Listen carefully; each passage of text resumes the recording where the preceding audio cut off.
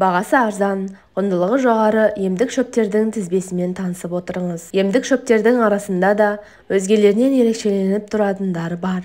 Бірі ежелден ем ретінде қолданылса, екіншісі емі жоқ дертке дауа болып таралануда.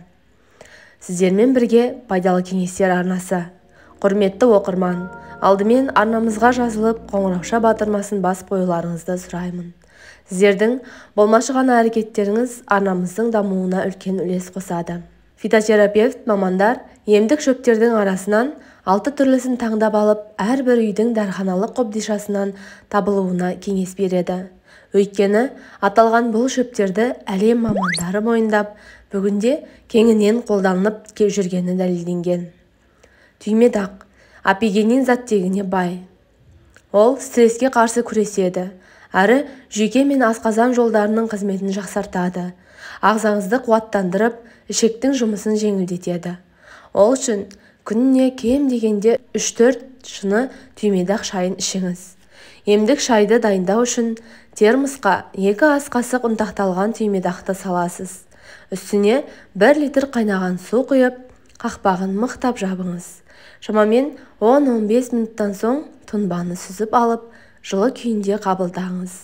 Түймедақ шайын аллергияға бейім жандарға ішуге болмайтынын ескертеміз. Шүйгін шөп. Ұйқысыздық ауруынан айықтыратын бірден-бір емдік өсімдік. Оның құрамында ұйықтататын қоспалар болады.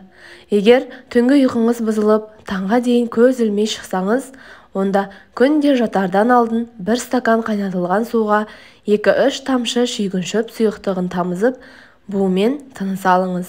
Сосын төсегіңізге жайланып жатып, тәтті ұйқы құшағына еніңіз. Ал егер қалқанша без, жүйке, сіңірдің тартылуы, жүрек аурулары сыр беріп жүрсе, шүйгін шөп қосылған шай ішуді әдетке айналдырыңыз.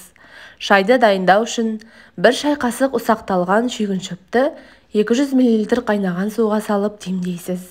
Шамамен 4 сағаттан соң шайды сүзіп алып ішіңіз. Жалбыз.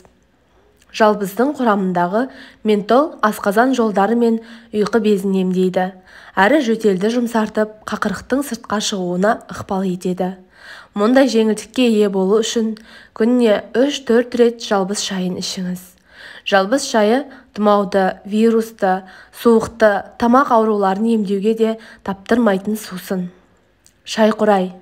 Күйзелістен құтқаратын емдік шөп.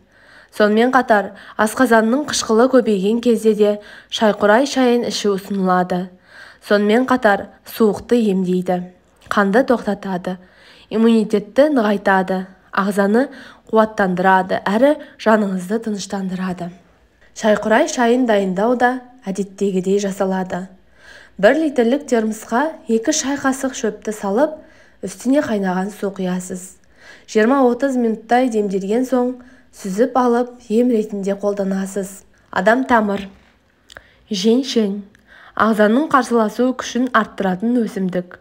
Бұл емдік шөпті ұзақ уақыт ауырған науқастарға, спортпен айналысатындарға, иммунитеті әлсіз, қаны аз, әлжуаз жандарға ішуге кеңес етіледі.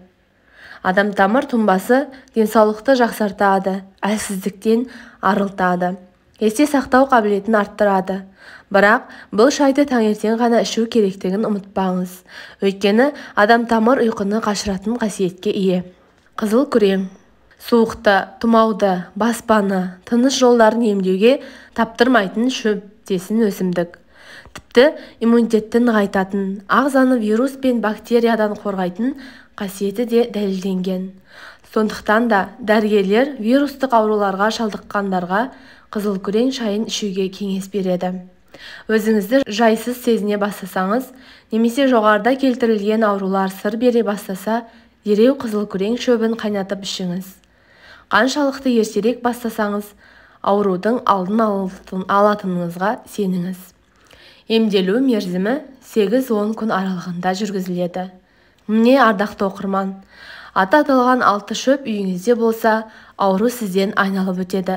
Аталған емдік шөптердің барлығын еліміздің кез келген дәріханалардан таба аласыздар. Ем болсын достар, пайдаланып көріңіздер, ауырмаңыздар. Келесі видеоға дейін аман сау болыңыздар.